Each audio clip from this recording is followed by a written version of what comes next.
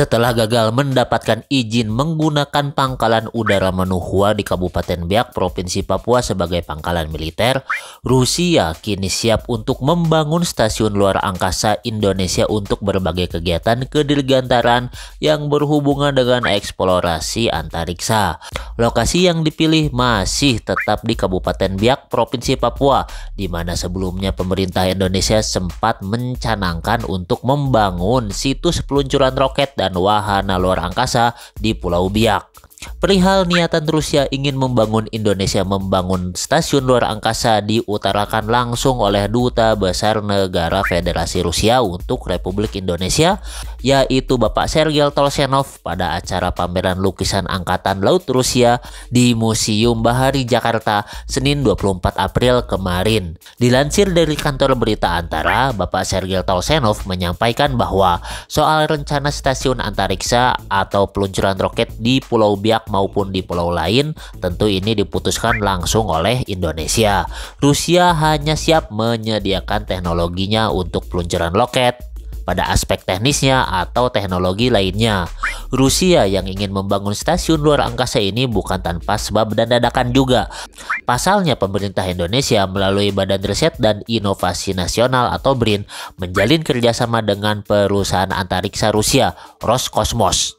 Bagi kawan-kawan yang belum tahu, Roskosmos ialah lembaga luar angkasa milik pemerintah Rusia yang bertanggung jawab atas program luar angkasa negara tersebut. Ya, setara kayak NASA lah kalau di Amerika Serikat.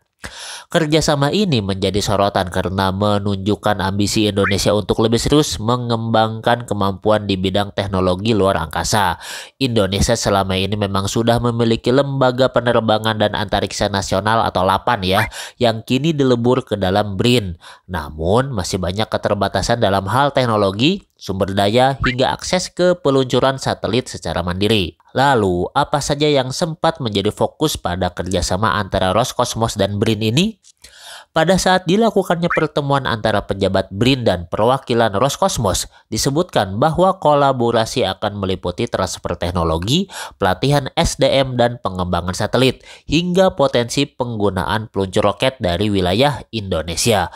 Bahkan ada satu wacana menjadikan Indonesia sebagai salah satu lokasi peluncuran satelit komersial dan riset karena letaknya yang strategis berada di sekitar garis khatulistiwa. Langkah ini tentu membuka banyak peluang dari sisi militer dan pertahanan.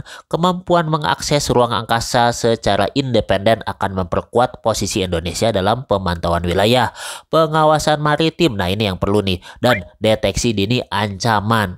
Bapak Duta Besar Rusia Sergei Tolshenov sendiri mengakui bahwa sebelumnya sempat ada rencana untuk memanfaatkan bandara di Pulau Biak, ya mana lagi selain pangkalan udara Manuhua, sebagai wahana peluncuran pesawat antariksa yang sistemnya diangkut dengan pesawat kargo besar yang sebelumnya dilepas sebagai wahana peluncuran pesawat antariksa yang sistemnya diangkut dengan pesawat kargo besar sebelum dilepas ke luar angkasa. Maksud Bapak ini pesawat kargo besar itu TU-95 bukan?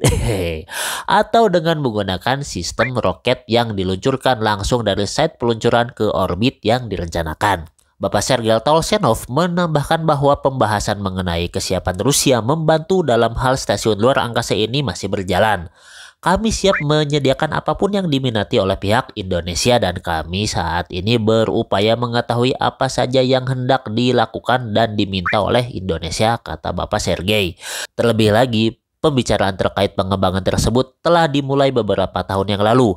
Namun pembicaraan tersebut masih belum pada keputusan apapun tuturnya. Juru bicara Kementerian Luar Negeri atau Kemenlu Republik Indonesia, Rolian Syahsumirat, sebelumnya tidak menampik bahwa Indonesia sempat memiliki rencana untuk membangun tempat peluncuran satelit di Biak, Papua. Nah, kalau ini menurut admin ya, kalau dipikir-pikir kenapa sih lokasinya harus di Biak lagi gitu, kenapa nggak di Kalimantan Utara gitu kan, atau di Maluku, Sumatera juga banyak lah, atau nggak di Garut Selatan gitu. Ya kalau admin mah setuju-setuju aja di Biak, apalagi kan buat pemerataan pembangunan. Dan kalau dilihat lagi dari posisinya yang menghadap ke Samudra Pasifik ya, sangat cocok untuk lokasi jatuhnya bagian badan roket sebagai antisipasi ya jika terjadi kegagalan peluncuran. Kan aman gak jatuh ke darat apalagi ke pemukiman penduduk. Tapi kalau kita melihat kemarin atas gagalnya Rusia yang pengen pakai pangkalan Manuhwa untuk mendaratkan pembom Tu-95 miliknya, sepertinya sih Rusia masih ada tetap maksud terselubung untuk menjangkau wilayah Australia dan Asia Pasifik demi kepentingan geopolitiknya. Ya seperti mengamankan wilayah Asia Pasifik lah dengan adanya fasilitas yang dia tanda kutip ya, dia bantu bangun di Indonesia. Bagaimana menurut pendapat kawan-kawan? Silahkan ukir ya di kolom kasur, itu mah kolom kasur, di kolom komentar maksudnya. Oke, pertanyaannya lagi, kenapa sih banyak negara berlomba-lomba mencari lokasi peluncuran roket yang dekat di garis khatulistiwa? Bahkan Indonesia sendiri berada tepat di jalur ekuator atau khatulistiwa, punya potensi besar jadi pusat peluncuran luar angkasa di masa depan. Tapi sebenarnya apa sih keunggulan geografis ini dari sudut pandang ilmiah? Gini penjelasannya, bumi kita kan berputar pada porosnya dari barat ke timur kan. Kecepatan rotasi ini paling tinggi justru di wilayah ekuator, yaitu sekitar 1670 km per jam. Bila dibandingkan dengan daerah kutub yang rotasinya hampir nol. Nah, saat kita meluncurkan roket dari ekuator, secara alami kita memanfaatkan kecepatan rotasi bumi sebagai bonus dorongan. Hasilnya, roket membutuhkan lebih sedikit bahan bakar untuk mencapai orbit karena tanda kutip didorong oleh rotasi bumi. Ini artinya peluncuran lebih efisien, lebih murah, dan bisa membawa muatan yang lebih berat. Konsep ini dikenal dengan efisiensi energi akibat rotasi bumi. Selain itu, wilayah ekuator memberikan akses langsung ke lebih banyak jenis orbit, terutama orbit geostasioner, orbit yang membuat satelit tanda kutip diam di satu titik di atas bumi. Biasanya untuk komunikasi atau cuaca. Dari ekuator atau khatulistiwa, roket bisa diluncurkan langsung ke orbit ini tanpa perlu banyak manuver tambahan. Yang berarti lagi-lagi untuk menghemat bahan bakar. Tidak heran negara-negara besar seperti Prancis saja ya punya pusat peluncuran Guana Space Center di Amerika Selatan atau Amerika Serikat yang pernah mempertimbangkan kerjasama dengan negara-negara di ekuator. Dan inilah kenapa Indonesia dengan letak geografisnya yang sangat strategis punya peluang besar menjadi pemain penting di industri peluncuran antariksa global. Oke, segitu dulu kontennya. Terima kasih buat kawan-kawan yang udah nonton sampai sini, sampai menit ini ya. Ya, terima kasih juga buat yang subscribe dan juga like-nya.